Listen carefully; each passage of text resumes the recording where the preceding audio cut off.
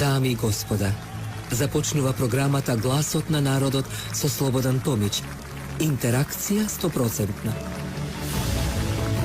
Кажете си се што ви лежи на срцето и тежи на душата. Тука сме да ви помогнеме. Ексклузивни теми, соговорници кои нема да одбегнат со одговори на вашите прашања, коментари или критики. Постоиме за вас. Гласот на народот е клучот на демократијата. Гласот на народот со Слободан Томич во живо. Добро вечер, почитувани, добро дојдовте во Гласот на народот. Во уште едно издание на оваа емисија интерактивна, која, како ќе реков, пред неколку недели одбележа 26 години од незиното постоење. Вечерва отвараме тема, почитувани, која одамно престана да биде само дипломатско прашање. Тема која навлегува во прашањата за идентитетот, историјата, достоинството и европската иднина на Македонија.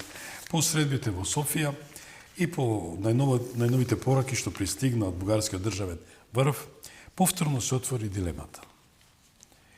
Дали Македонија се соочува со јасен европски пат или со процес во кој секој исполнето барање отвара ново барање? Дали уставните измени се последниот услов или само првата станица од еден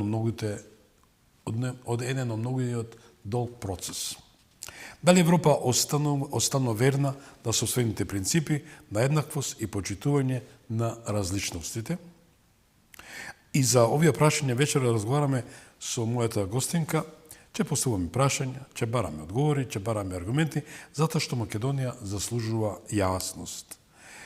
Пред се да ја поздравам и ја представам, тоа е госпоđа Лилјана Поповска, поранешна председателка на Дом. Добро вечер и добро дојдовте. Добре најдов. Почитувани, како што знаете, обичаено во првиот сегмент на мојата емисија и вашата емисија, не можам да не започнам со рубриката на срце ми лежи, на душа ми тежи. Постојат теми што не завршуваат кога ќе заврши емисијата. Постојат прашања што не му даваат мир на човекот. Постојат рани што времето не успева да ги залечи.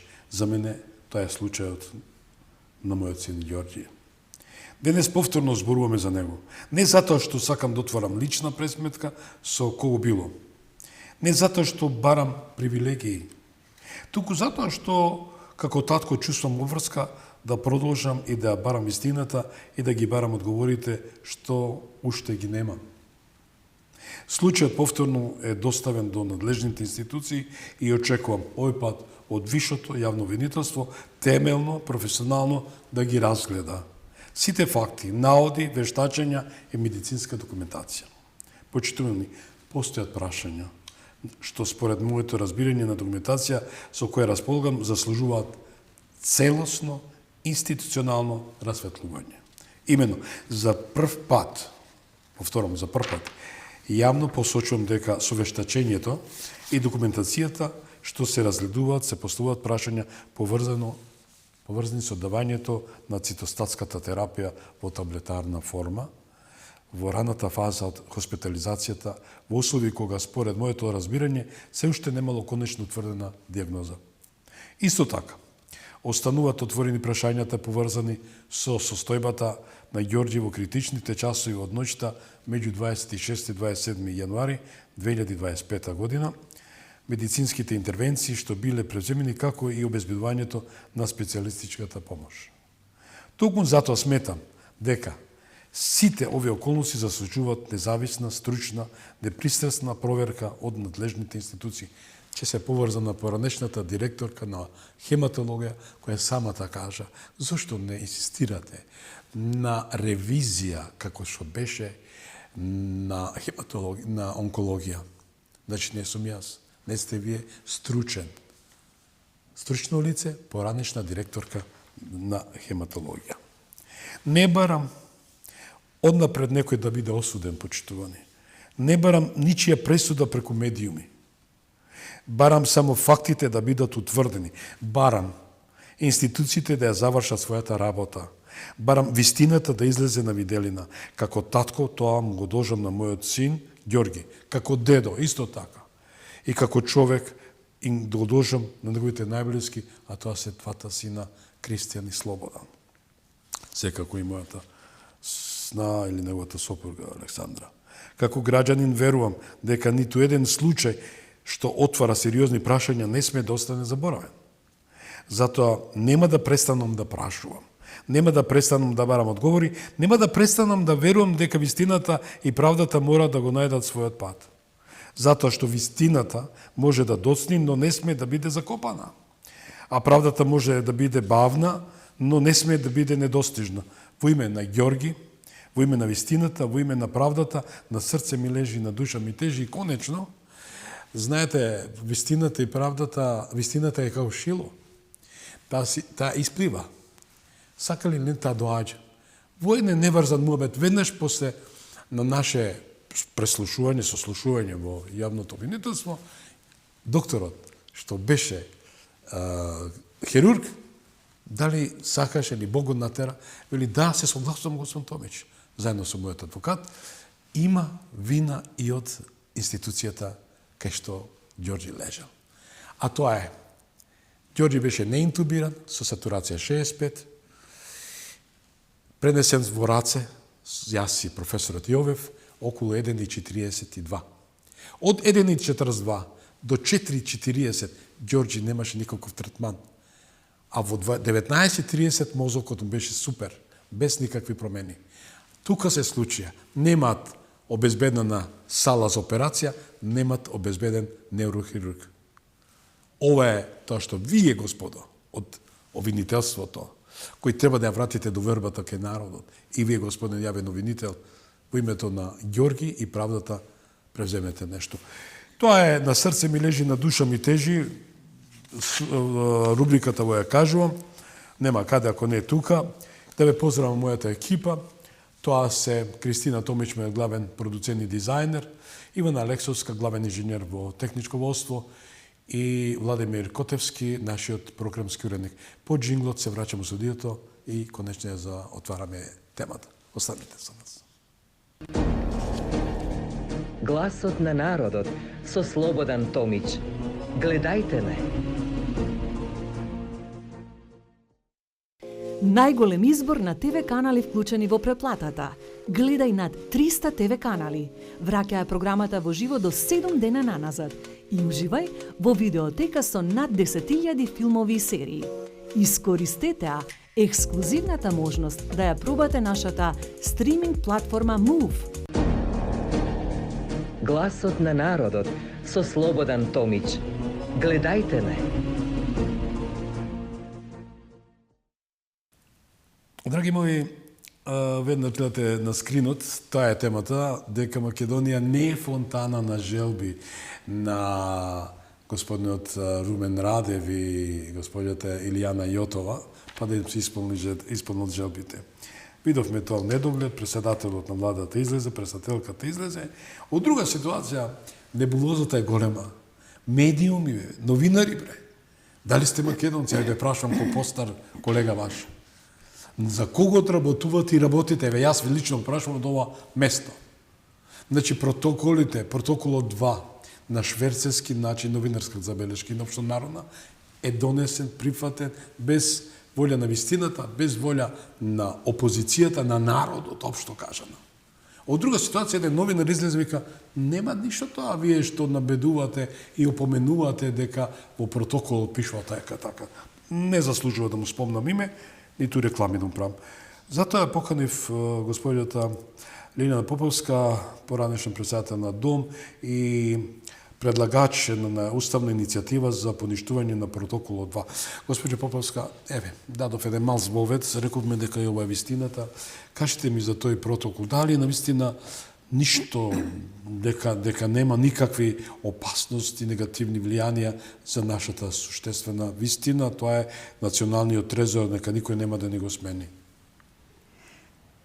Ви благодарам за интересот за оваа тема и благодарам за поканата. Често за вас. Значи, на прашањето дали што има во тој протокол практично, може би е најдобро така да го поставиме прашањето и да го разгледаме. Ве молам. Бидејќи ми најавивте дека тоа ве интересира, и Така. јас себе го отпечатив, го има, нели, онлайн го има, меѓутоа добро е да го прочитаме заедно пред гледачите, за да може да се добие представа што е тој протокол. Прво, сакам накратко само да демантирам неколку работи.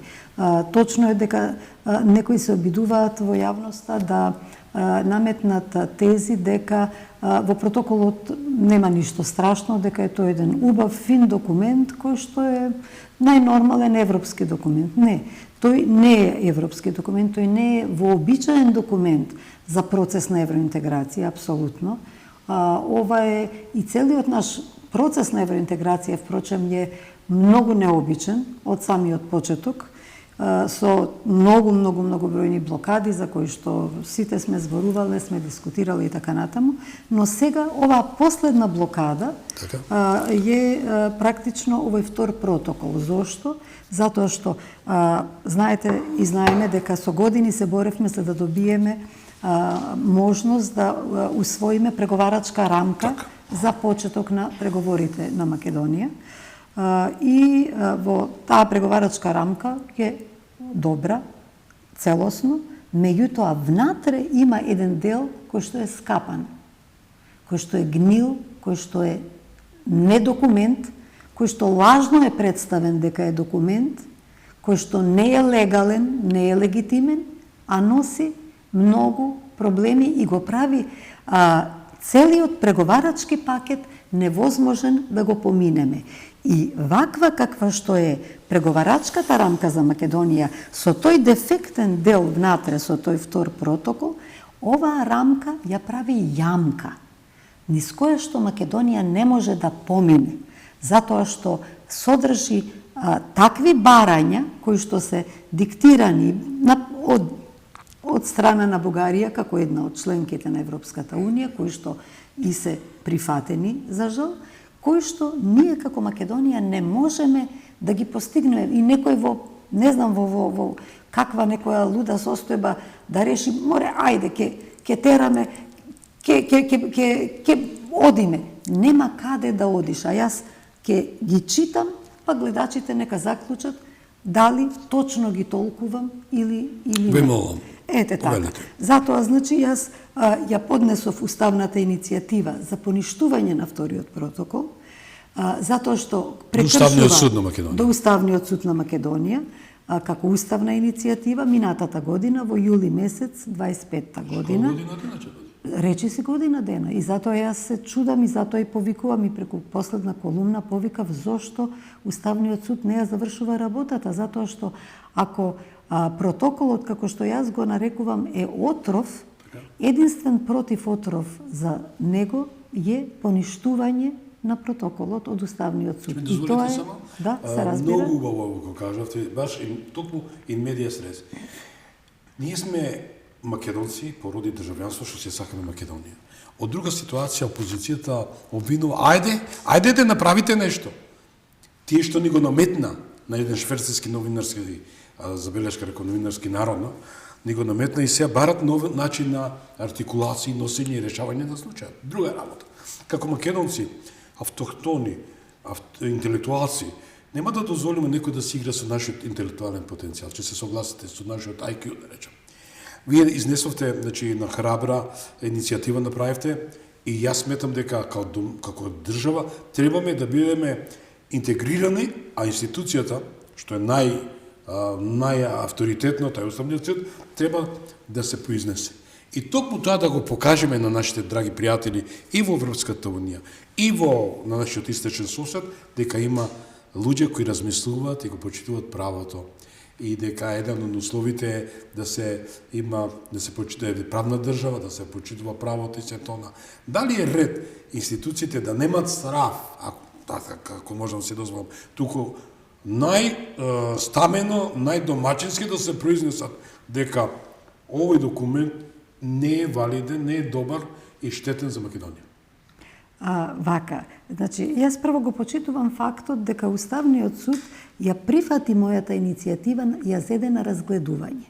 по минатиот јули 25 година ја поднесов уставната иницијатива до Уставен суд, за неполн месец Уставниот суд ја разгледал и ја прифати за разгледување. Тоа е голем чекор. Така. И затоа јас очекував, тоа значи дека Уставниот суд назначил одговорен судија меѓу нив да изготви реферат, да ја анализира состојбата и потоа се очекува јавна расправа на која што се повикува и поднесувачот на уставната иницијатива. Јас очекував да се закаже и да бидам повикана на таа јавна расправа во Уставниот суд, на која што ќе се дискутира и потоа уставните судии ќе одлучат според своето знаење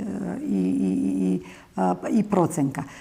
И затоа велам, многу долго се одложи, многу брзо беше реакцијата, што е многу позитивно, што значи дека ми биле добри аргументите кои што сум ги изнесла и потоа некако како да се застана.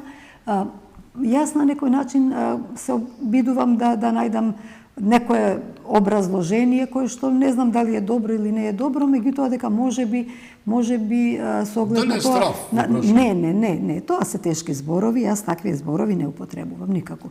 Во случајов можеби е чувство на одговорност да не се интерферира, да не се замеша на некој начин Уставниот суд во период кога имаше различни политички ситуации надвор и во соседството. Да речеме, Бугарија ја очекуваа избори парламентарни и помислив можеби почитуваните судии сметале дека да не влегува, да помине тој период за Македонија, да не биде во устата на некои кои што се националисти, кои што ги злоупотребуваат темите, да не биде во жижата на настаните, туку да не биде тема на изборите, затоа што тоа не е добро ни за нашите односи меѓу двете држави, затоа што ние и сега и после остануваме соседни држави. Ние порано или подоцна ние мора да најдеме начин да комуницираме и не само да комуницираме, да соработуваме како први соседи, како и со другите. Сега, затоа значи помислив да не е тоа причина па да се причекаат изборите. Ајде изборите во Бугарија, поминаа изборите во Бугарија, па ајде што да речеме, да не се чекало од одговорност едноставно, да не и се наштети на Македонија, затоа што се очекуваше извештај и оценка за планот на раст, реформите и така натаму, докаде сме и помина и тоа. Македонија беше одлично оценета, највисоко во регионот овој пат беше добише 7,9 милиони евра или колку беше точно, така што значи еве и тоа помина. Сега веќе што чекаме? Знаете, јас една споредба правам, баш тоа и го имам спомнато во последната колумна, велам, како да чекаме со кубурата на готовст, да дојде ако дојде најстрашното, јас сум спремен со кубурата, ами страшното, што пострашно уште, ние сме заглавени, другите одат понапред, значи, кубурата треба да се употреби во прав момент, не мислам кубура за негативно, тоа е метафорично, да, сакам да кажам, значи, треба да се исчекори во одреден момент. Сега, јас тврдам дека овој протокол е неуставен и незаконски, затоа што прекршува 3 члена од Уставот наш и 14 дури члена од Законот за преговарање, ратификација и договарање, подпишување и ратификација на меѓународни договори, 14 члена од тој закон и 2 члена од Законот за надворешни работи. И сите тие ги имам објаснато, ни 7 вкупно правни прекршувања, од кои што 5 се чисто правнички, а 2 се од тие 7-те и правнички и политички. Тие се само да ги набројам. Првото прекршување е тоа што не е испочитувана процедурата за преговарање, договарање и подпишување, значи и ратификација. Тоа е првото прекршување, чисто правничко, каде што има цела серија прекршени закони од устав и од закони.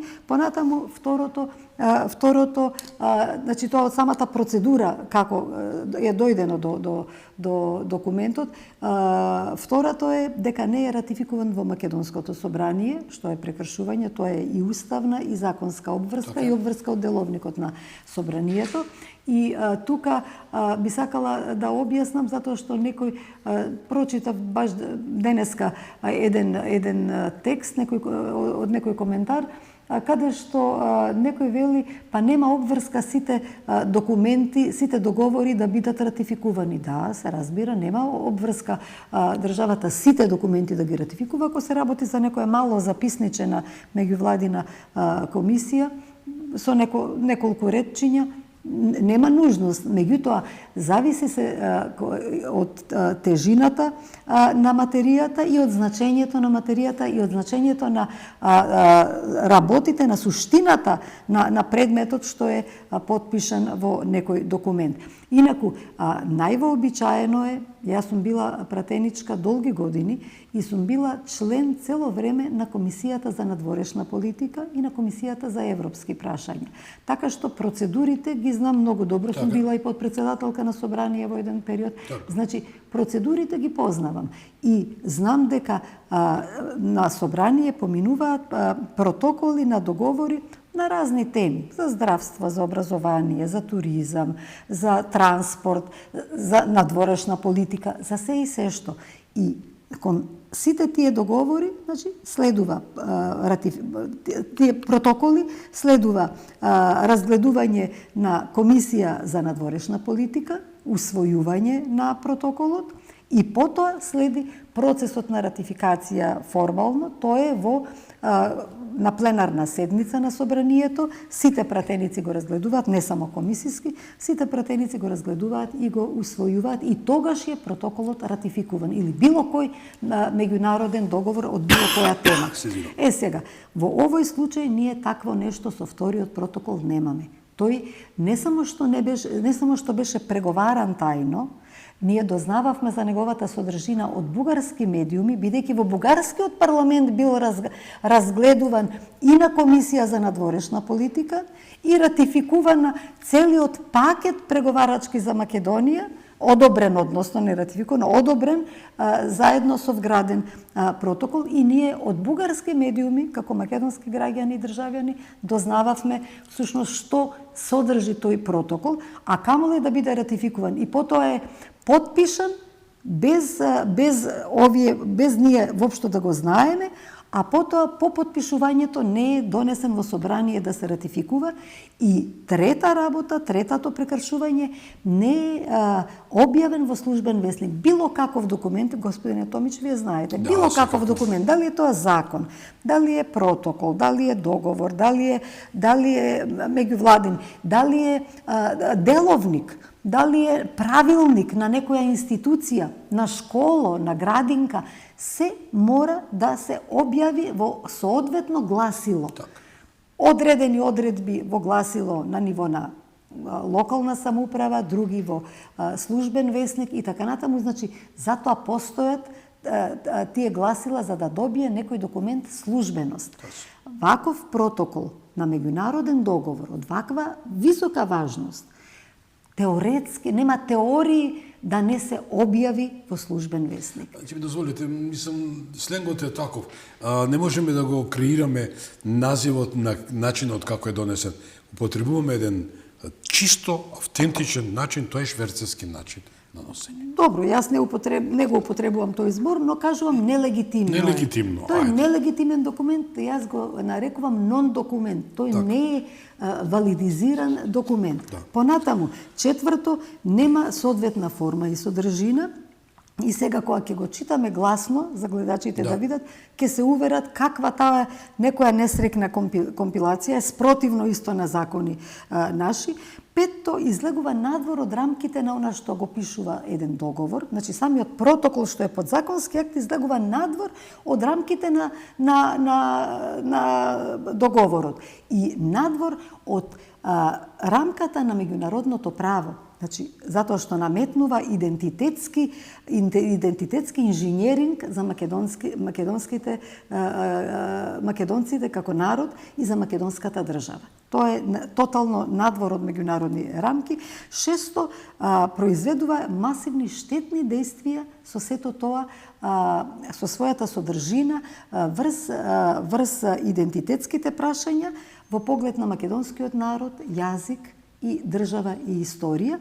И седмото прекршување е што не блокира, не оневозможува како држава во нашиот евроинтегративен пат, кој што ни е стратешка определба и кон кој се стремиме толку години. Еве, ова вака требаше да го кажам како... Ова експлицитно е јавно пренесување од вашата страна, еве, нека слушне и председателот на Уставниот суд, што убаво го артикулиравте, го образложивте, како да сте пред Уставниот суд.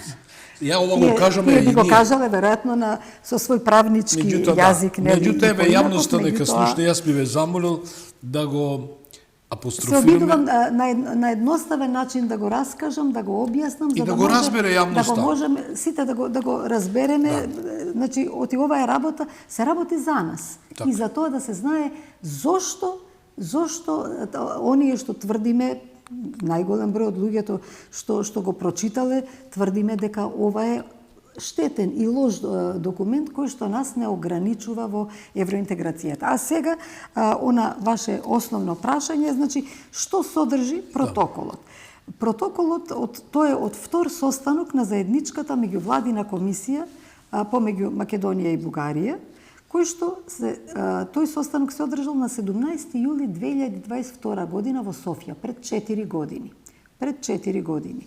И тој има 4 точки на дневниот ред, од кој четвртата точка е подпишување на самиот протокол, но првата точка е преглед на постигнатото во исполнувањето на договорот за пријателство, добрососедска работа меѓу двете земји, да.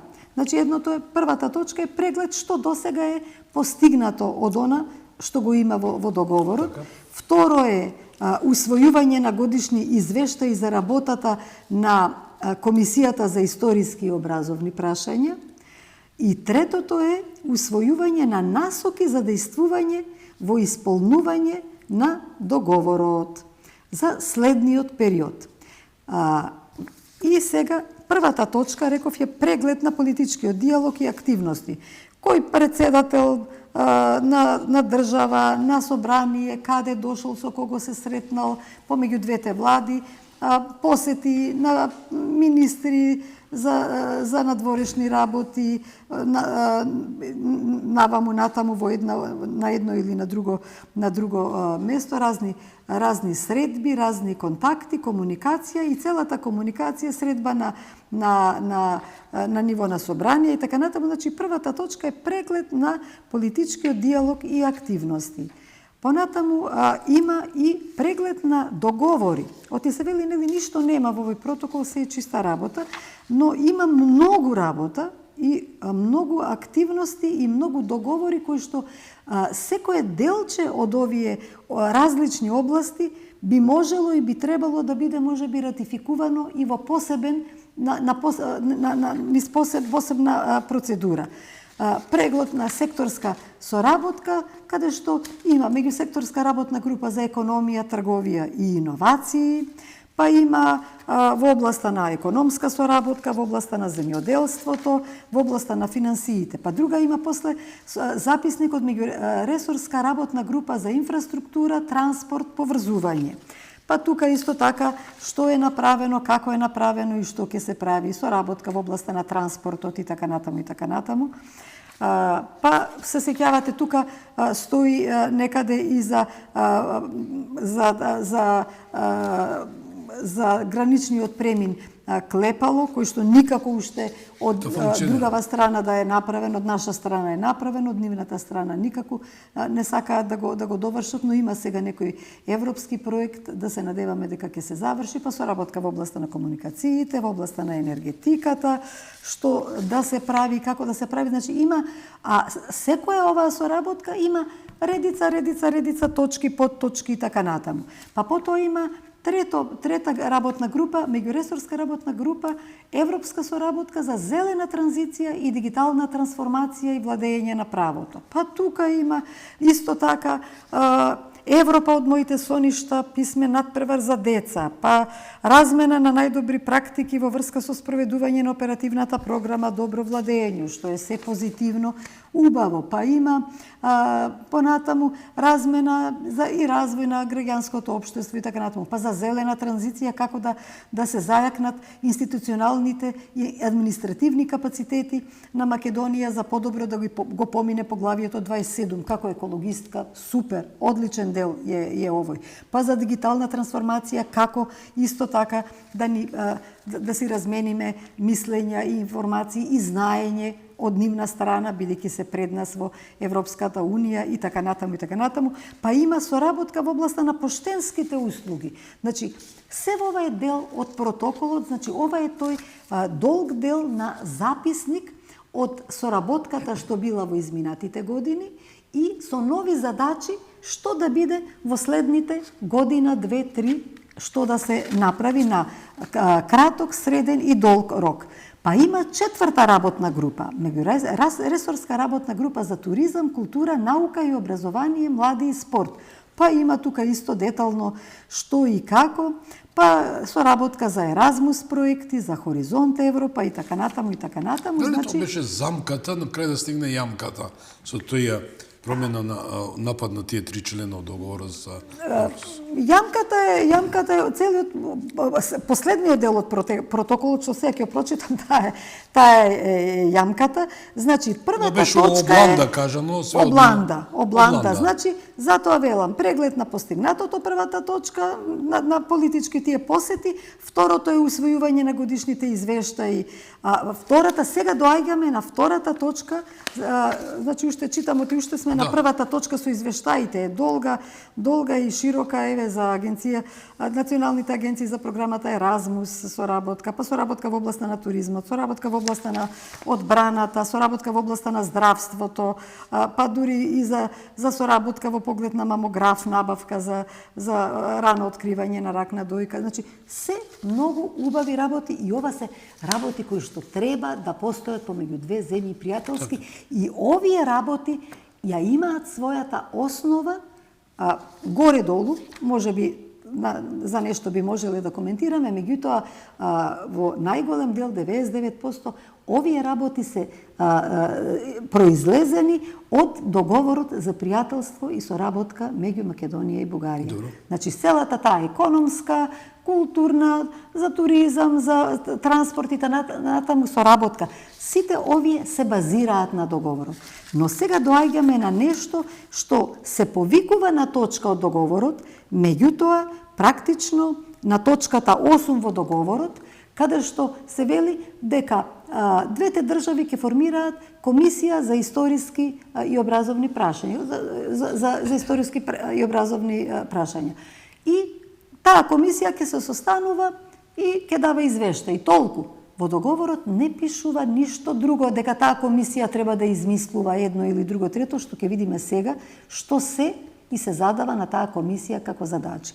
Значи, во таа комисија, тоа е основна една точка, само да кажам дека вакви комисии за историски прашања има и се формирани практично меѓу многу голем број, не сум анализирала точно, затоа да не шпекулирам со бројка, меѓу многу голем број соседни држави во Европската Унија, кои што границата одела еднаш на една, еднаш на друга страна, една држава била поробила друга или дел од друга, па се карале, се тепале, војни, едно друго. Како сите комшии секаде, за меѓата се расправаат. Дали ќе дојдат до поголеми борби или само ќе биде расправи, различно е, зависи од случај до случај, меѓутоа сите имаат некоја своја верзија на историјата и имаат затоа формирано такви меѓу државни комисии кои расправаат за толкувањето на историјата. До ден денес, веќе не знам колку децении беше таква комисија историска, имале Франција и Германија. Уште не е завршена работата на комисијата, уште немаат кажано, ние се усогласивме. Ама Франција и Германија се фантастични соработници, фантастични комшии, фантастично соработуваат во рамките на ЕУ, на НАТО, значи немаат проблеми. Да. Таа комисија историска не ги кочи за тие да соработуваат. Многу убаво прашање ми подадовте за право. Франција и Германија се фундаменти на идејата на Шуман и Моне, која се викаше Европска заедница, економска заедница, за јагленот. Меѓутоа, многу пати во моите текстови пишувам, кога би воскреснале тие двајца и кога би виделе што се случува, дали се почитува човековото право, правото на идентитет, јазик, култура, ја верувам дека ќе се согласите со мене, не би биле равнодушни. Зошто? Затоа што интересно е прашањето што господинот Александар Адам, советникот на господинот Емануел Макрон, кој е автор на францускиот предлог, значи даде зелено светло за овој протокол, вие што го цитирате и го кажувате, а лежи, е најштетен за Македонија и македонскиот национален трезор. Дали ние можеме, знаете што, јас сум еден од, еве кажувам, нема да ме сватат гледачите, верујте ми, меѓу првите новинари со Македонија кои воспостави линк со Европска унија, со Крис Патен првиот контакт од мене, 2000-та година уште. И тоа, значи, јас сум проевропски и про-НАТО настроен. Значи, не сум, сум некој чече националист за патриот сум. Морам да мислам за мојата Македонија. Бидејќи имам внуци, имам фамилија кои треба да живеат. Ама кога гледам дека некој не игнорира, сака да не десеткува и ќе завршам, владиката, поглаварот Стефан, во една негова беседа вели, народ кој нема историја, ита и краде туѓа историја. Еве, овде се оградувам од не, јас само ја парафразирам, тоа беше неговата. Да, ве молам, значи, не сакам да имплицирам ништо. Еве, и сум многу внимателна во зборовите и во оценките, значи така што затоа значи не би извинете. Еве тие точки 3 што рековте, ајде, сега. Значи првава точка ја поминавме и видете колку има. Целиот инаку протокол има 25 страници. 25 страници, од кои што 18 страници се во првата точка, значи и нарекуваме бланди. Првата точка што се тоа се убави нормални работи за соработка во сите области меѓу соседите, кои вистински произлегуваат од договорот за пријателство меѓу Бугарија и Македонија. Меѓутоа втората и третата точка тука лежи зајакот. Ајде да видиме што се содржи. Дали беше тоа тактика со математика? Нема математика, луѓето се изнапишале што се сакаат. Првото, нели, да има основа, бидејќи и нивен интерес е секако и на соседите, да имаме добра соработка и економска, и финансиска, и туристичка, и секаква. Меѓутоа, сега понатаму, еве ги овдека се овие проблемите. Значи, втората точка е усвојување на годишните извештаи за работа на заедничката комисија за историски и образовни прашања. И тука, значи, кажува колку имале состаноци, што постигнале, што не постигнале и се дава веднаш, значи, задача. Вели, затоа што да подсетам, значи, го коментирам она што и вие го спомнавте во прашањето, дека во договорот нема ништо лошо, само се охрабруваат да работат во историската комисија и никому ништо, дека тоа нема ништо страшно, практично ќе си работи комисијата, но тоа не е основа за вето, напротив. Во овој протокол се наметнува дека таа историска комисија мора да донесе резултати, дури рокови се спомнуваат, што за 1 година, што за 2 години, буквално дека мора да донесе резултати, и тоа какви резултати? Резултати според диктат на Бугарија. Зошто според нив? Затоа што практично ние ја знаеме нивната негаторска политика и тие вика мораме да се усогласиме. Тоа што значи? Ке се усогласите според нас, ние сме големите, ние сме појаките соседи и ние сме во ЕУ, во елитниот клуб, вие не сте. Ние можеме да ве блокираме, да ви ставиме вето и затоа мора да не послушате и практично во втората и третата точка се диктатите кои што Македонија мора да ги оствари. И тука не стои само како што се кажуваше, слушнав дека се велело, еве вака се цитирало дека комисијата, дека протоколот всушност значи охрабрување на историската комисија. Тој збор беше употребен и тој е употребен не на една телевизија, вие што се повикавте, меѓутоа гледам на неколку различни, има и медиуми, и поединци, има и нешто напишано, каде што се зборува, се вели дека, се цитира ова делче, вика, двете држави ја охрабруваат комисијата да ја заврши, ја охрабруваат комисијата да работи и не мора да испорача резултати, комисијата треба само да работи. Напротив, значи се очекуваат конкретни работи. Ајде да видиме што се тие се задачи, вика нема друго нешто што се Не се крие ништо за тоа. Ништо, не само што не се крие, туку нема ништо друго, вика протоколот е само работа на историската комисија да се има состаноци. Ајде да видиме дека не е така. Значи, да, вели, во втората точка од дневниот ред, значи за состанокот кога е подпишан протоколот, ја охрабруваат да работи со поголема ефективност и за постигнување на конкретни резултати врз основа на строго научна дебата и со цел представување на факти и настани од заедничката историја која ги поврзува двете држави и нивните народи во образовните системи на двете држави. Овдека е уште благо кажано. Пред да навлезеш понатаму, дури можеш да речеш, па добро, сега ова заедничка историја, веројатно толкуваат дека е тоа споделена историја, затоа што тоа е европски термин. Практично shared history или common history, тоа значи споделена историја, каде што, како што кажавме, сите народи што се комшии имаат некоја споделена историја. Не само комшиите, туку и во поширок регион има одредена споделена историја, за која што не мора да се согласиме сите исто, меѓутоа треба да си ги почитуваме ставовите и научниците нека си дебатираат. Так. И ова, значи, уште не е толку страшно. Понатаму веќе го конкретизира ова што вели.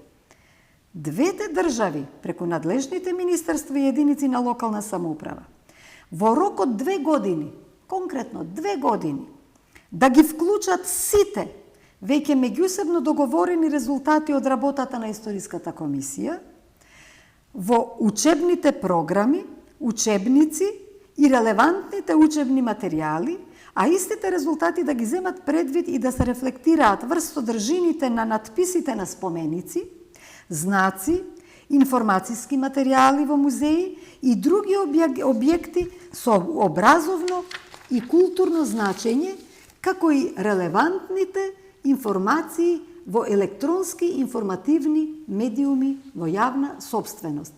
Двете држави ќе ги усогласат методолошките упатства, учебниците и други релевантни учебни материјали соодветно со овие препораки. Се насмеам, знаете зашто? Бе подсетил на Заев, која рече, да, ние со шмишајмна, тоа ќе го средиме веднаш знакот на Кутлеш, ќе го избрусаме и нема ништо да се случи. Дали може еден политичар, ако се представува, да така се однесува, кој им дава право, госпоđo Поповска, вие сте вие долгогодишен политичар, пратеник и се тоа. Бев, меѓутоа го имате капацитетот и се тоа што дадовте придодне за Македонија, како еден еминентен политичар. Бевте присутни на многу настани. Како се тоа толкова? И дадов денеска размислам, зашто Заев не го направи комплет, у пакет? И преспа, и бугарскиот диктатор. Вака. Значи, тоа се многу прашања на кои што јас не можам да ви одговорам вака и башка се работи, зошто, како направил, што направил, тоа е во негова глава и негов ум, не можам за друг човек да зборувам. Меѓутоа, знаете, имало, кога се менува власта, секогаш има некои причини поради кои што мнозинството на граѓаните ќе гласаат за некој или за една или за друга страна. Меѓутоа, потоа на оној што ќе ја добија власта и кој што ќе обезбеди мнозинство всушност во парламентот, останува одговорноста да го исполни она што го ветил. Сега, тогаш се гледа да речеме, се проценува за следниот период дали ќе може да се добие следен мандат или нема да може да се добие следен мандат. И до одреден период, значи, имало кога сум била во коалиција со колегите од неговата партија, меѓутоа сум излегла уште додека сум била и во власт, сме биле како партија и се сум излегла затоа што сум проценила дека доволно е веќе во политика, не сакам веќе да бидам, а и одредени работи се движат во насока каде што не сум моќна како поединец да сменам, а повеќе, едноставно да не бидам дел од тоа. Мојата прва реакција на изјава на почитуваниот господин што го спомнавте, тогаш беше почитуван, на која што јас сум се оградила, беше на неговото интервју во БГНС. Тоа негово интервју беше во есента 2020 година, каде што почна да се плетка дека македонци, бугари, ист народ, една историја, иста историја и така натаму. Самиот Нешков, газдата на БНС исто напиша дека грешката на Заев токму во тоа интервју. Тука ја уништи Македонија. Од тога ја уништи, не ја уништи, живи сме. Живи сме и ќе бидеме живи, не е уништено. Меѓутоа, тоа не смееше така да се каже, ни многу после тоа работи што се кажа и така. Тоа беше клучно. И мојата прва реакција, да речам негативна, јавна, зад сцена сум дебатирала, сум дискутирала, за многу работи не сум се согласувала, но еден човек може да иницира нешто, но не може да смени сам. Но може иницијатива да даде, како сега, за Уставен суд, јас сум една, самостојно, настапувам како граѓани, можам да иницирам на институциите, на мнозинство е, како понатаму со тоа ќе постапат. Значи, мојата прва реакција тогаш беше дека е ова ужасно нешто, несватливо, тоа интервју таму, и буквално тоа го имам, значи, на 26 ноември 2020 објава на Фејсбук, ужас до болка, велам. Никој нема мандат за ова е национално и ментално самоубиство. По неговото интервју на господин Заев во БГНС. Тоа е, значи, пресврт и за Македонија, и за од тој момент почна да оди многу надолу колата на Македонија и во односите со Бугарија. Значи, буквално со тоа интервју потоа на државата. Потоа на државата и сега се во ова е обид да се излекуваме, фала Богу, има и владава добро ги тера сегашнава работите и во овој период додека вака тера и давам целосна поддршка како и мнозинството. Морам тука, ако дозволите, да малце коментирам као новинар. Да се разбирам. Со оглед дека тогаш опозицијата, сега власт, реагираше до бескрај.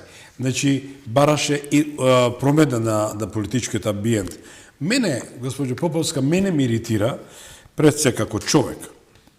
Прво како македонеца, потоа како човек.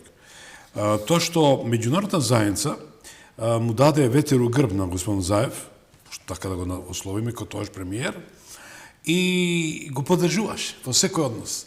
Ви се сеќавате, сегашниот актуелен генерален секретар на НАТО Марк Руте дојде и не овозможи гласање на еден од пратениците од малцинството, што тоа е една трагикомедија, тоа е една голема штета, бидејќи во нашиот политички амбиент дозволено им било да странците стават с прсти да мешат, бидејќи многу лесно, јас коментирам, не мора да ме се согласите со мене, многу лесно кога најдете почва да обработка. А знајќи дека, кога чечам почва, жалам на таков сленг, меѓутоа терен најдоа. Прво, човекот не дошол да инвестира во Македонија, не дошол да направи нешто, дојде со единствена цел. Целта беше да се промени името и да се направат овие два катастрофални договори. Не знам со која цел дошол, сега не можеме да зборуваме за резултатите од сето тоа и зборуваме. Не, сакам да речем дека некогаш, знаете, некогаш може и добрата намера, како викаат, пеколот е поплочен со добри намери. Така што не сме му во умот, може и да имал добра намера, меѓутоа на лошо изгледло и несоодветно ја спровел, а Членот 7, како рековте, договорот за добрососедство, и ви исправете ме, јасно стои, како што беше во договорот со Грција 11 и 12, каде што Грција, праваме една дигресија, не смее да ја забрани, ајде да речем на поранешната Југословенска република и така натаму, за нивно инкорпорирање во Евроатлантски. Тоа беше актот од Да, тоа е интеракордот. Да. А тука членот 7 стои дека Бугарија не сме и не треба да не возможи на Македонија за незино Мислам дека членот 2 беше тоа. Беше. Мислам дека беше членот 2, ако не се лажам. Значи, прво него почитуваат самите бугари. Апсолутно. А првиот член е дека ќе развиваме пријателски добрососедски односи, ама добрососедски односи не се градат со лоши намери, така што дефинитивно. Така што, значи, сакам да кажам, од 2020 година, значи, трае мојата лична борба. Јас бев веќе повлечена од политиката, лична борба како македонка, како граѓанка, како реакција на тоа, како реакција на лошите политики на тогашната влада и на господинот Заев во поглед на бугарските. Фактички грб како политичар. Не, јас и претходно бев повлечена, затоа ви кажав, јас уште 18-та година не прифатив веќе се повлеков од партија, од сите политички функции во партијата. И ова бе веќе и надвори од парламент и од се, така што ова беше, ви велам, затоа, еве го, 26 ноември 2020 година, објава на Фејсбук. Така, не? Ужас до болка. Никој нема мандат за ова е национално и ментално самоубиство.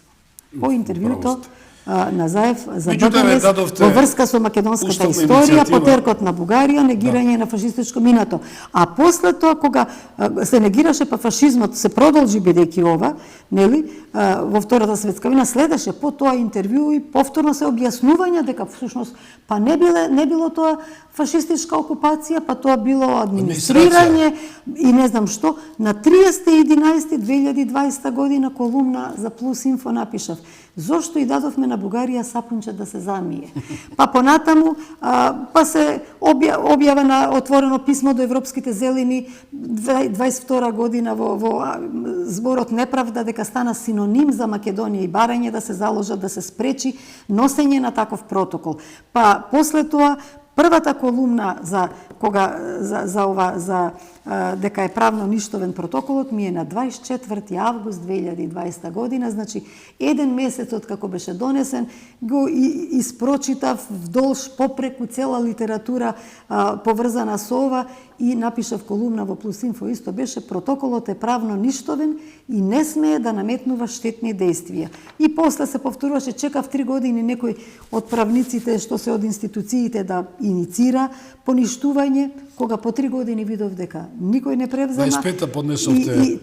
25-та, пред тоа го најавив на 4 јули 25-та со колумна, најавив дека протоколот и преговарачката рамка правно паѓаат и најавив дека ќе спремам и поднесам уставна иницијатива за поништување. За на 24 јули 25-та повторно, само што го дадов, го поднесов електронски во Уставен суд и ја дадов друга колумна: протоколот со Бугарија сега е во рацете на Уставен суд, и кажувам врз основа на што сум го направила и така натаму. Па потоа следеше на 16.8.25 повторно моја реакција на некои ставови од бугарските медиуми, каде што се велеше дека ова ми е иницијатива за да го ја спречам евроинтеграцијата. Докажувам напротив, ова е иницијатива за да ја овозможиме евроинтеграцијата, да помогнам на својата земја да се оневозможи, затоа што вториот протокол е блокатор на нашата евроинтеграција, или дека е тоа обид да се поништи договорот со Бугарија. Не реков, договорот со Бугарија си е окей, си има замки, отпосле се покажаа дека беа замки, но генерално тој е рамковен договор, тој, ја што велам, не е аподиктичен, не наметнува мерки какви што наметнува протоколот. Затоа ним им треба протоколи за да ни наметнат мерки, и исто така негирам дека е правен по наредба или по задача на влада, дека едноставно ова е моја индивидуална иницијатива и така натаму и така натаму. Но да се вратиме, предлагам на ова, мислам дека ќе биде интересно на содржината во протоколот, за да одговориме на сите тие дилеми што ги внесуваат, некои пробуваат да ги внесат, мислам дека не можат затоа што премногу се работите очигледни, секој писмен човек може да си прочита. На МНР, на Министерството за надворешни работи, го има и така натаму. Значи, ова го прочитав, значи од втората точка, што пишува, каде што беше усвојување на годишен извештај. Значи, усвојува извештај, а всушност задава нови задачи за 2 години, што треба Историската комисија да направи и сето тоа да се вгради во сите учебници, во сите музеи, во учебни помагала, и во образование, култура и така натаму. И доаѓаме до третата точка. Третата точка од протоколот е усвојување на насоки за действување за исполнување на договорот. Тие насоки, значи практично нема ништо што во договорот го има.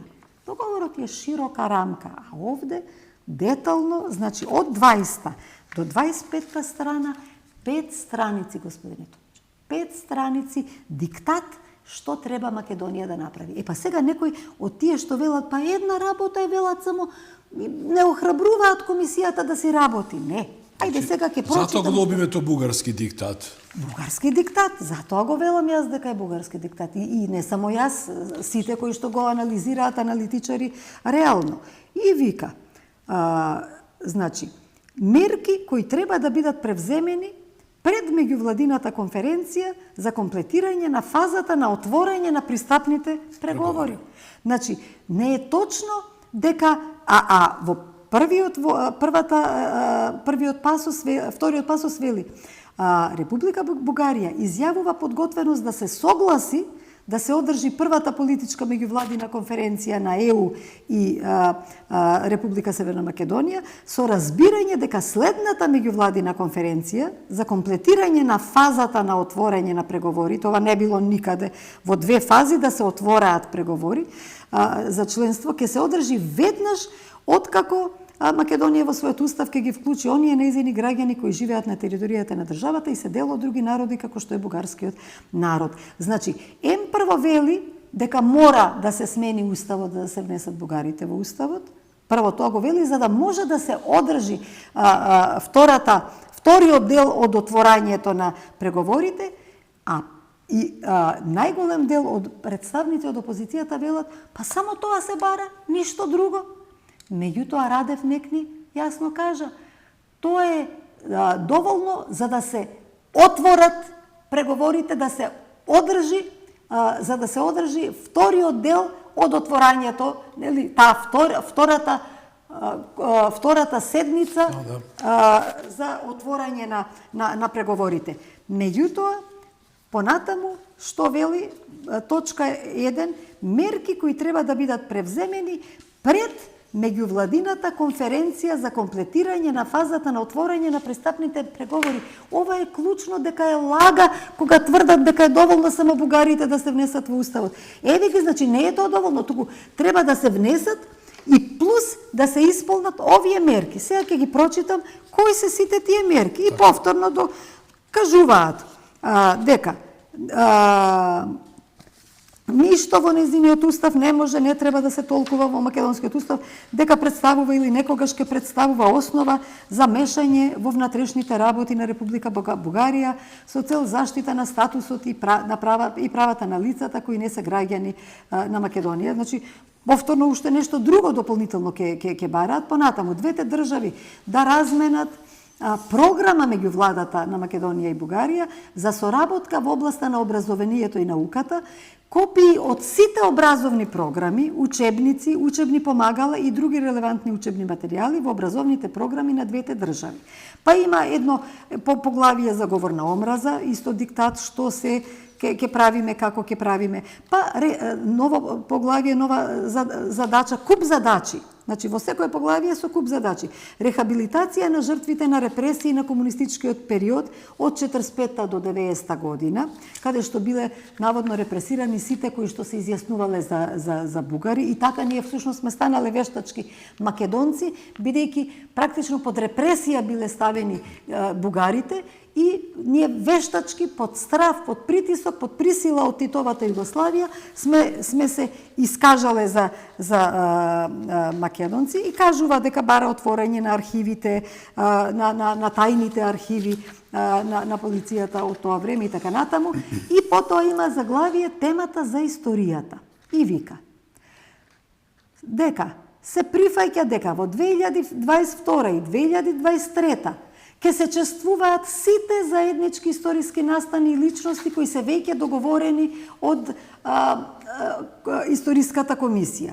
И дека ќе се прославуваат и други заеднички историски настани и личности. И тука има таму една сурија настани каде што на бугарски начин беа под наводници усогласени дека тоа се бугарски дејци, нели, Кирил и Методи, Наум, Климент, мислам дека Самоил уште не е, тука се остана, но па да, и Самоил всушност беше во тие, да, добро ме подсетивте, и тој беше веројатно. Мислам, толку се апсурдни тие работи што човек сака да ги заборави, затоа што се навистина луди и ќе се прославуваат. И вика дека ние како држава, Македонија ќе подготви и ќе достави прелиминарен урнек од лекција за 7 одделение од образовната програма на тема Самоилова држава, во согласност со препораките на комисијата, ова што го спомнавте. Понатаму, Историската комисија ќе разработи и реализира план за работа кој предвидува одржување на 8 до 10 состаноци на годишно ниво. Понатаму, втори мерки кои треба да бидат превземени по одржувањето на меѓувладината конференција за комплетирање на фазата на отворање. Сега, значи, овие работи сиве требаше да ги направиме заедно со Уставо, со Бугари во Устав и овие сиве мерки да се направат. Да. Па сега понатаму, слушате што вели понатаму што треба. Дека двете страни се обврзуваат последователно, меѓусебно да се информираат за сите промени во содржините на сите учебници, учебни помагала и методолошки поими во своите образовни програми и да достават копии од новите изданија, практично рецензија да ни направат. Па понатаму, рехабилитација на жртвите на репресии во комунистичкиот период и повторно се враќа на темата за историја и вика вака: да се придржуваат кон одобрените текстови од заедничката комисија за историски прашања, за заеднички чествувања и да се придржуваат кон нив во јавните говори и изјави за заеднички личности и настани за кои се организираат вакви чествувања. Значи, ќе прават цензура, да внимаваат политичарите и јавните работници и вие како новинари што ќе се зборува за време на тие чествувања. Да подкотват и представат предлог текстови за лекции врз основа на препораките. И ова сега, и во иднина, да ги вклучат во соодветните учебни програми, учебници и други релевантни учебни материјали, а истите да ги земат предвид и да се рефлектираат врз содржините на надписи, на табли, историски споменици, споменици и информацијски материјали во музеи и други објекти од образовно и културно значење, како и во информативни медиуми во јавна собственост. И сега тука е тоа охрабрувањето, што го велат само ја охрабруваат, меѓутоа не ја читаат целата реченица.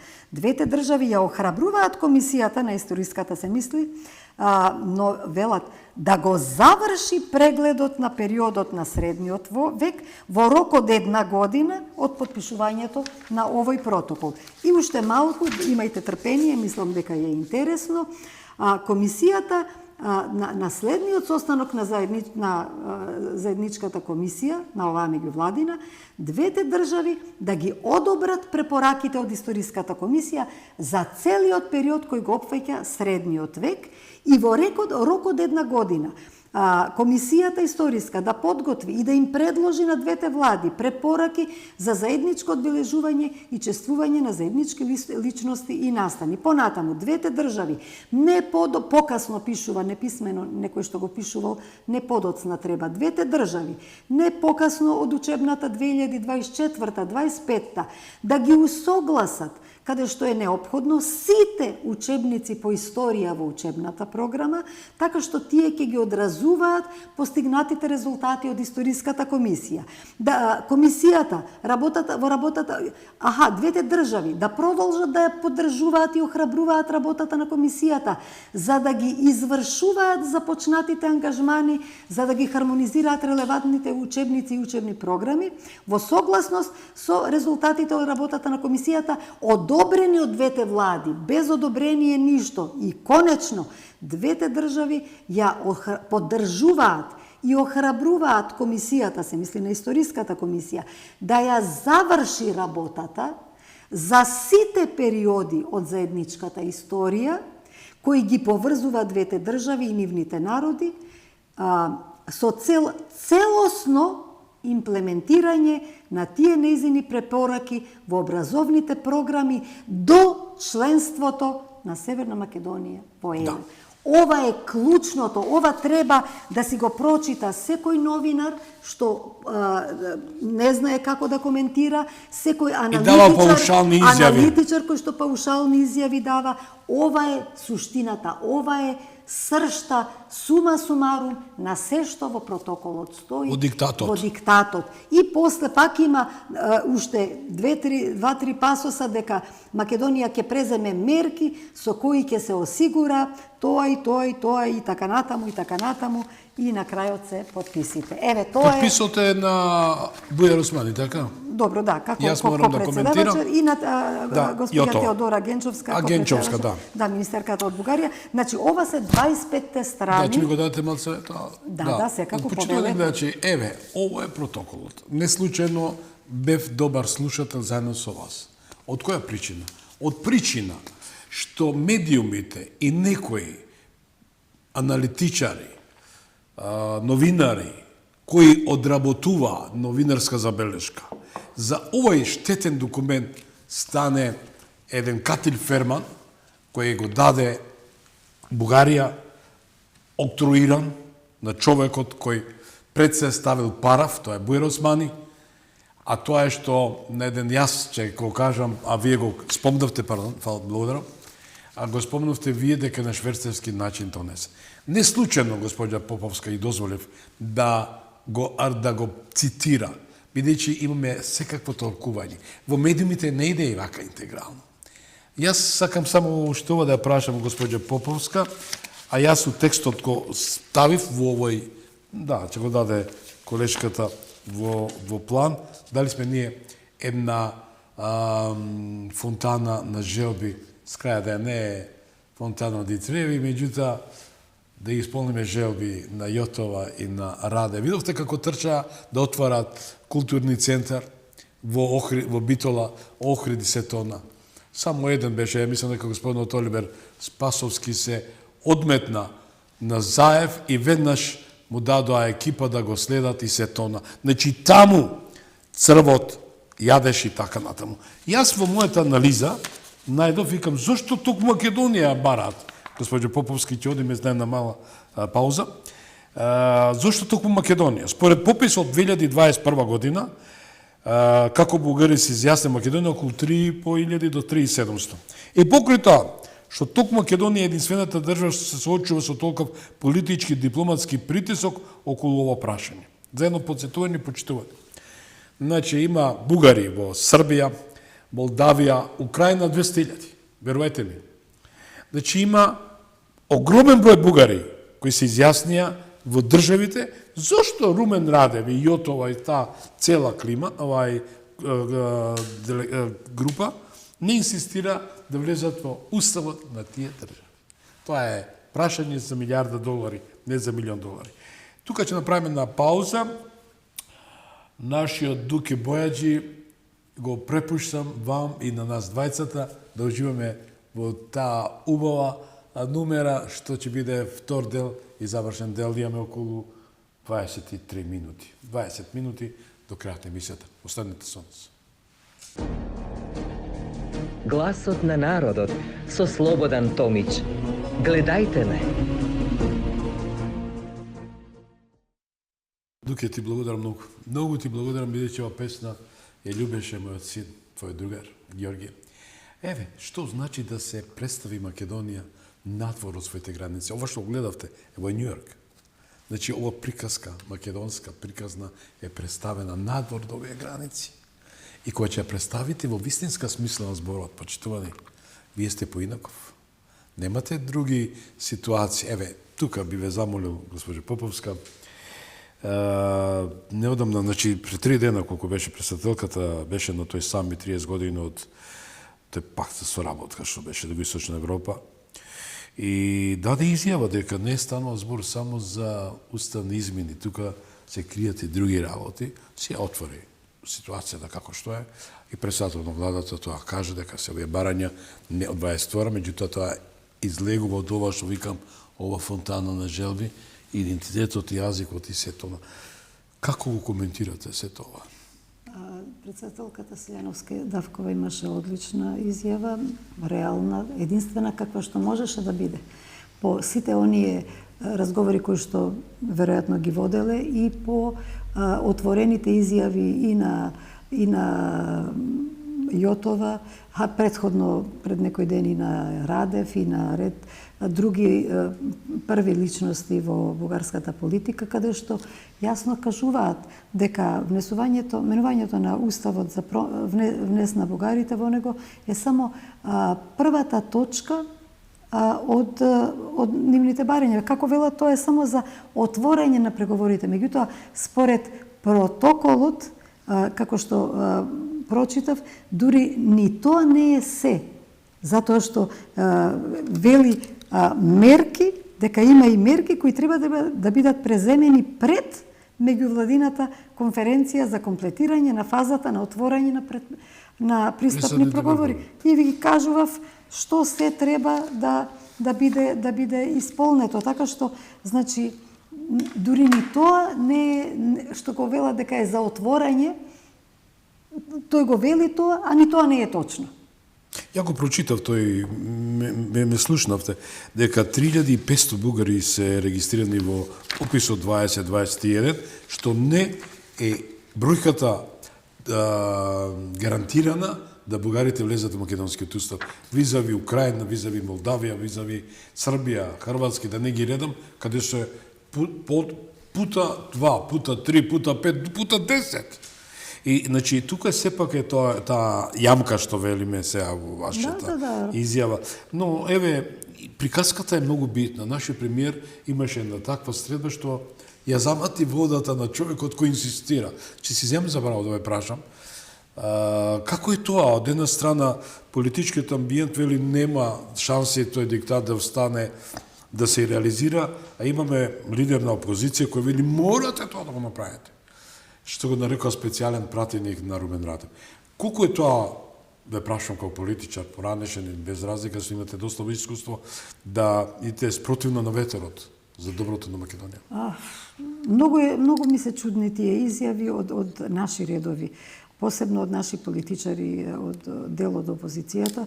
Не можам да разберам кои што практично кажуваат работи о кои што не знам дали веруваат самите, затоа што ги демантира, Радев ги демантира, Јотова ги демантира, сите првенци од предходни влади и од сегашна влада, сите ги демантираат, значи, сите кажуваат дека отворањето на уставот и внес на бугарите е само почеток, дека мора да се исполни сето она што понатаму стои во протоколите. И сега не можам да сватам, имам пишувано и неколку колумни на оваа тема, имам дадено една колумна, напишав пред некој месец, кога почна оваа кампања на дел од опозицијата, дека ајде да го направиме тоа, готово е, тоа е мала работа, проста работа, ништо тоа нема ни страшно, ни комплицирано, и да почнеме веќе готово и стануваме европејци. И тогаш напишав една колумна дека треба да учиме политичарите, нашите политичари сегашни би требало да учат сите од камионџиите, реков, затоа што тогаш беше пред неколку месеци кога се отвори оној распук на проблемот со преминот, со транспортерите, да, каде што имаат практично проблем да се задржат со визниот режим, кој што е навистина лоша работа и на кој што еве и нашата влада и други влади преговараат од Западен Балкан, преговараат за да може да се овозможи да бидат третирани транспортерите како професионалци врз база на тоа да може да не им биде ограничен на таков начин како што е сега престојот во земјите од Европската унија. И баш направив споредбата. Транспортери се организирале на ниво на една држава, се организирале меѓу себе на ниво на неколку држави регионално. И сите регионално и настапија заеднички ги натераа своите влади да мора исто да превземат нешто. И се викам, зошто и тоа се работи за едно прашање важно за нивна екзистенција, бизнис, сделки и така натаму.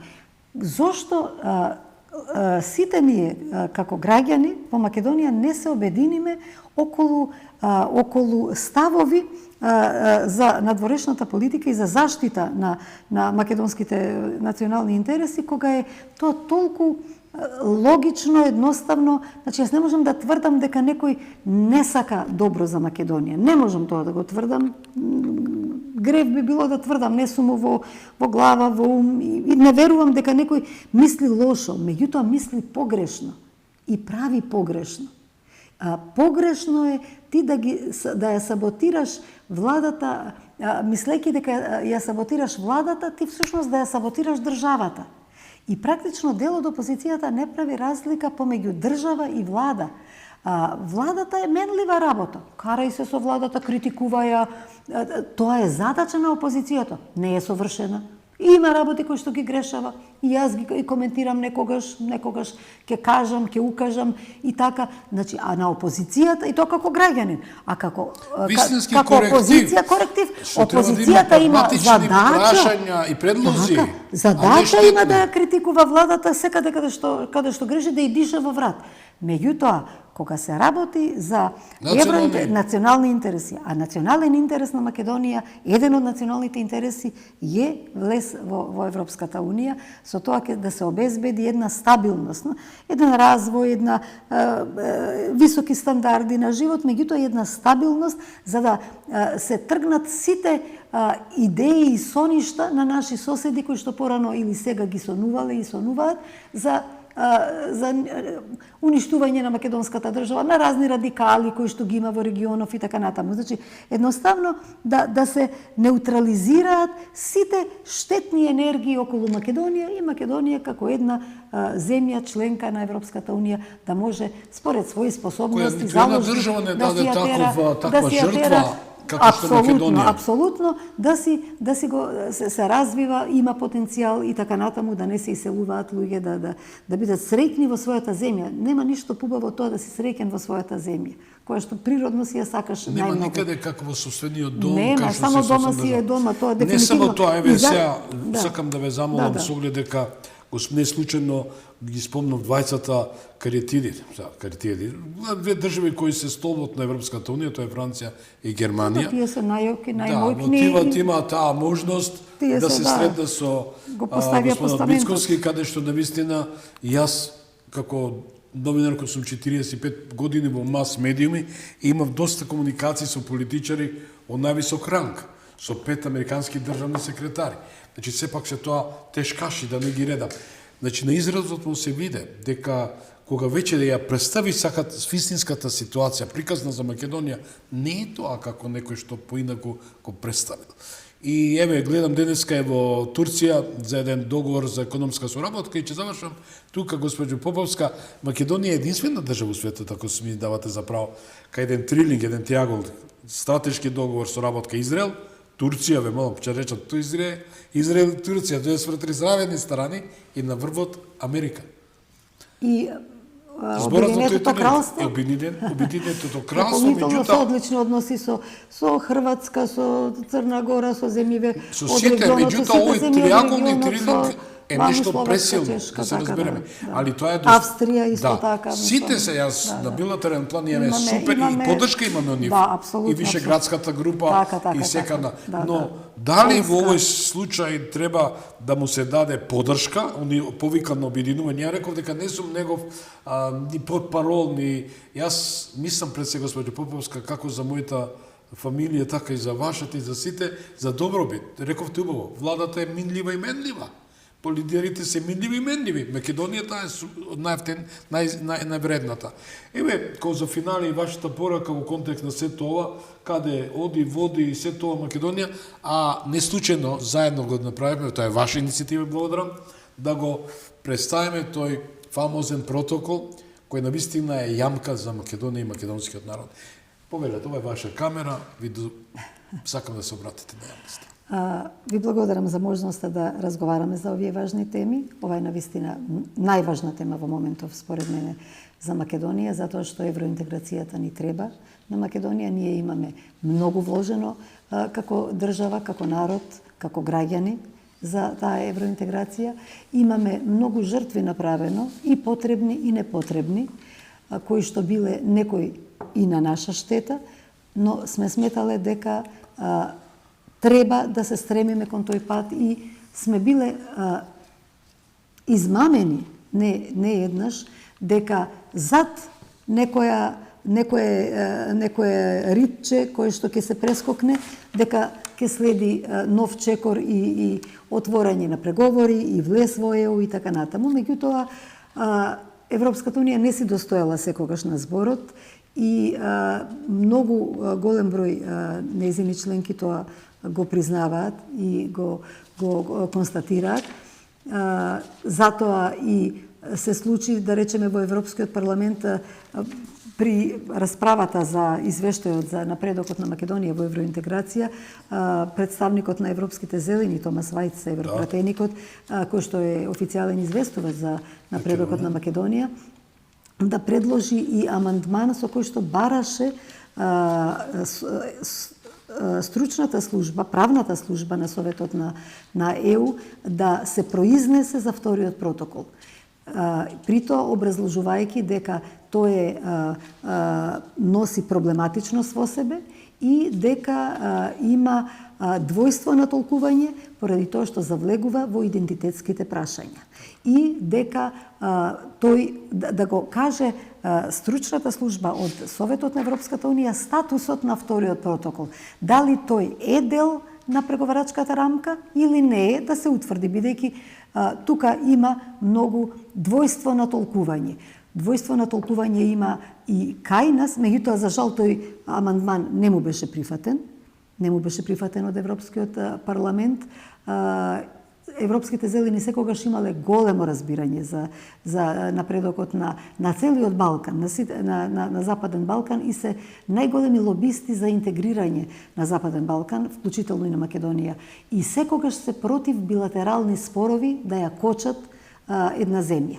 И тука биле максимално фер и коректни, кога сум била активен член на Европските зелени и како председателка на Дом како Зелена партија, меѓутоа и како соработник и пријател во тие сите борби еколошки и за повеќе демократија и така натаму.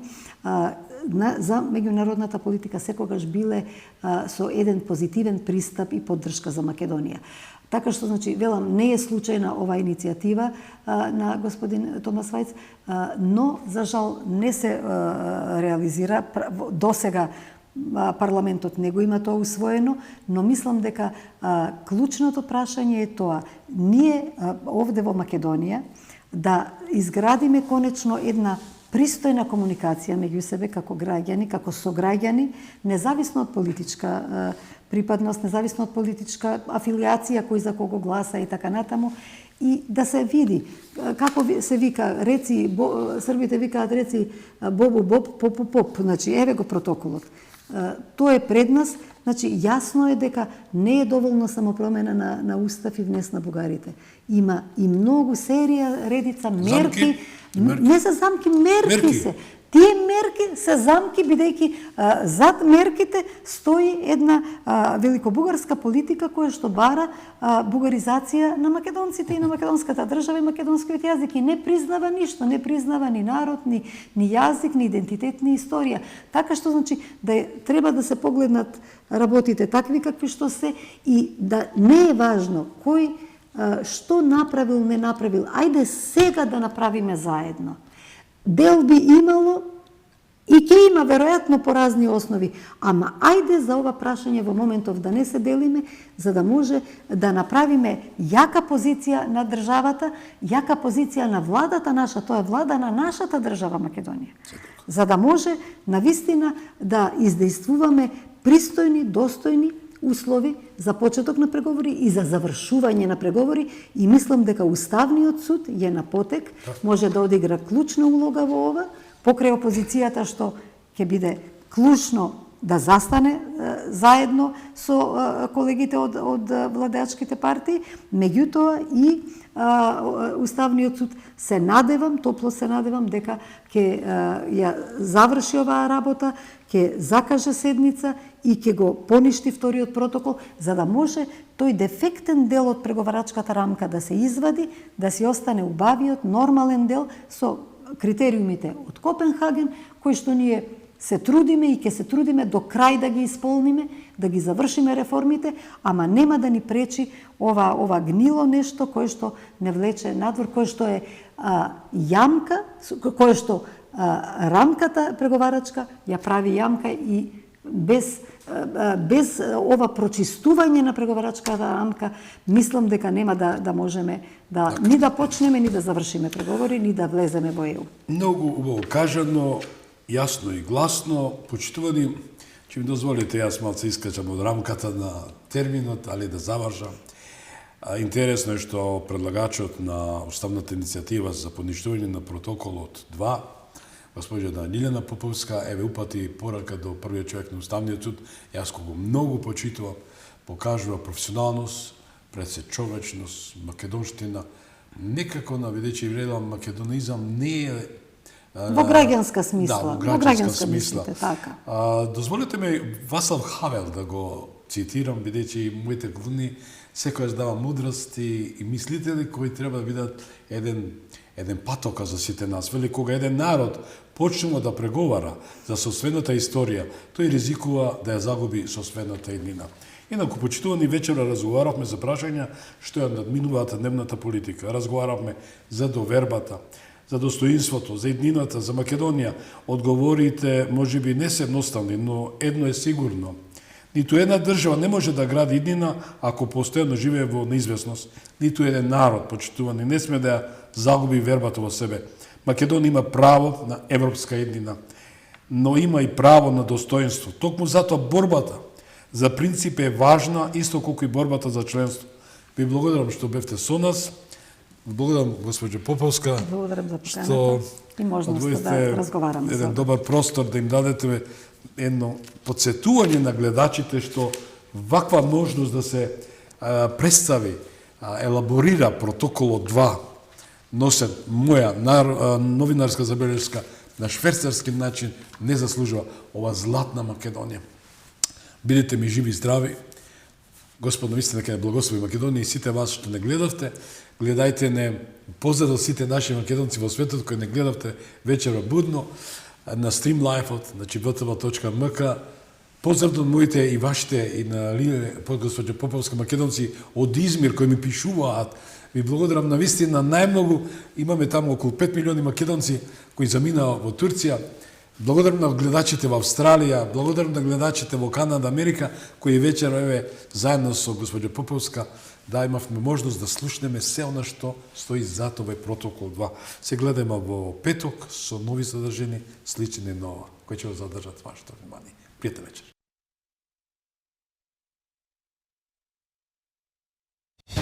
Една емисија, еден човек, еден народен глас. Подсетник дека демократијата не е елитизам, туку учество. Гласот на народот со Слободан Томич, клучот на демократијата.